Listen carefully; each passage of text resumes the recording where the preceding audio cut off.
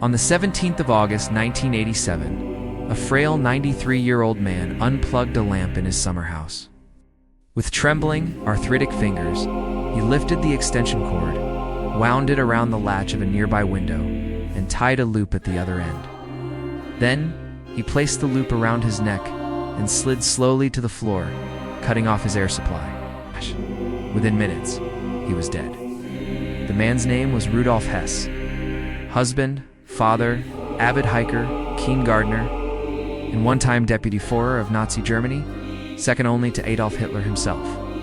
At the time of his death, Hess was the sole inmate in a massive fortress-like prison in Berlin, guarded in monthly rotation by the four victorious powers of World War II: Britain, France, the United States, and the Soviet Union. Imagine a prison built like a scene from Kung Fu Panda STI Long Escape, an entire fortress, guarded by international forces, all for just one man.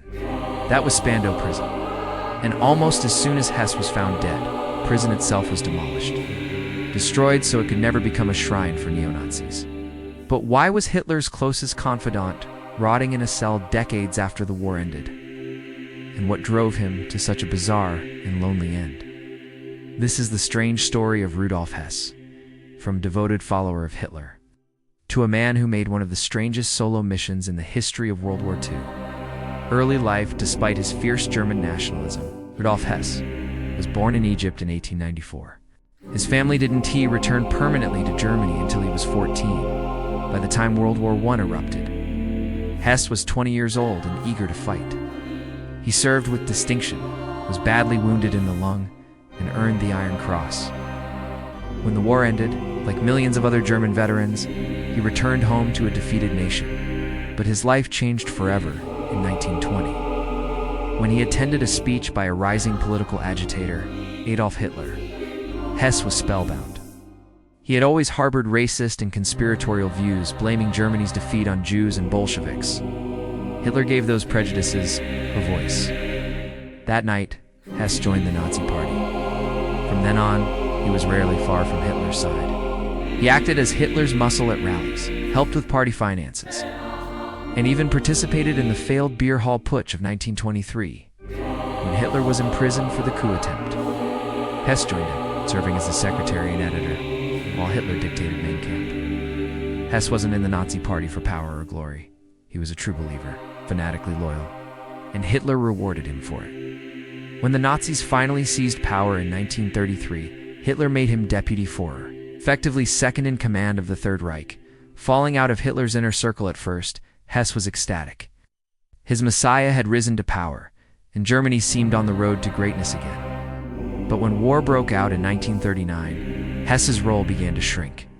Unlike Göring, Himmler, or Goebbels, Hess had little influence over military or political decisions. As Hitler became consumed with military campaigns, Hess found himself excluded from the inner circle.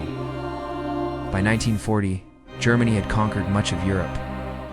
But Hess was deeply uneasy about Hitler's plans for Operation Barbarossa, the invasion of the Soviet Union. He believed fighting both Britain and the USSR at once would doom Germany. So, he came up with his own plan. One so outlandish that it still baffles historians today. The flight to Scotland, Rudolf Hess believed that if Germany could make peace with Britain, Hitler could focus all his energy on defeating the Soviet Union. And Hess thought he was just the man to broker that peace. The scheme was simple: fly solo to Britain, land in Scotland, and negotiate directly with the Duke of Hamilton. A man Hess mistakenly believed had the power to arrange peace talks. Hess secretly trained as a pilot for months. His Messerschmitt fighter was modified for long-range flight. He even chose the date of departure based on advice from his astrologer. Yes, really. On the evening of May 10, 1941, deputy Führer of Nazi Germany, Hitler's right-hand man took off alone from Augsburg, Germany. Flying low over the North Sea to avoid detection, he crossed into Scotland under cover of night.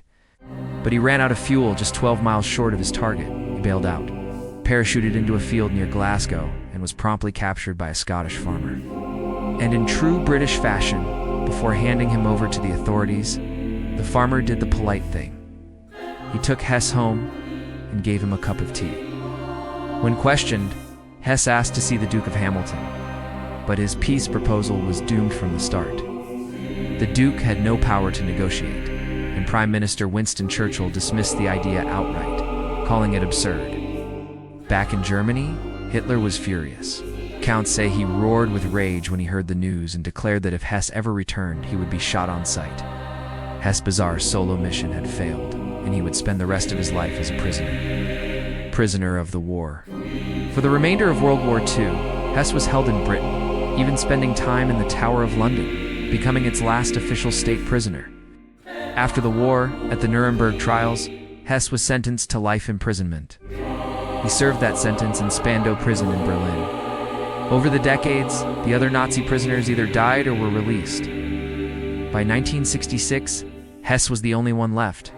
For 20 years, he lived in total solitary confinement, guarded by rotating Allied forces in a fortress meant for 600 men. He grew increasingly paranoid, convinced his captors were trying to poison him. He often refused meals unless he could swap plates with a guard. He also ranted about conspiracy theories, that Hitler and Churchill were controlled by psychic Jews, among others. Conspiracies and death in 1987. At the age of 93, Rudolf Hess was found dead in his cell. The official verdict: suicide by hanging. But almost immediately, suspicions arose. Could such a frail old man really have managed to hang himself? Some believed he was murdered by British intelligence to prevent him from revealing embarrassing secrets. Others pointed to inconsistencies. The suicide note left behind was actually written decades earlier during a hospital stay. And in later years, DNA testing confirmed the prisoner really was Hess, quashing theories of an imposter. Still, mystery lingers. Why did he really make that doomed flight to Scotland? Was it the act of a desperate man trying to regain Hitler's trust? Or was he secretly acting under Hitler's orders, with a plan to negotiate peace that, if successful, could have changed the course of history? One final piece of the puzzle remains locked away. Documents related to Hess's case, including correspondence with King George VI, are sealed until the 100th anniversary of the flight, the year 2041. Until then, conspiracy theories will continue to swirl. Conclusion: Rudolf Hess was many things. A soldier, fanatic, zealot, loyal follower, and ultimately, a prisoner who lived out half his life in solitude.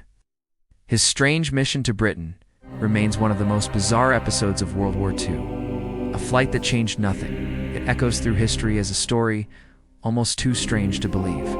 Whether he was a madman chasing dreams of peace, or a secret emissary sent by Hitler himself, one thing is certain: the lonely flight of Rudolf Hess remains one of history's great mysteries.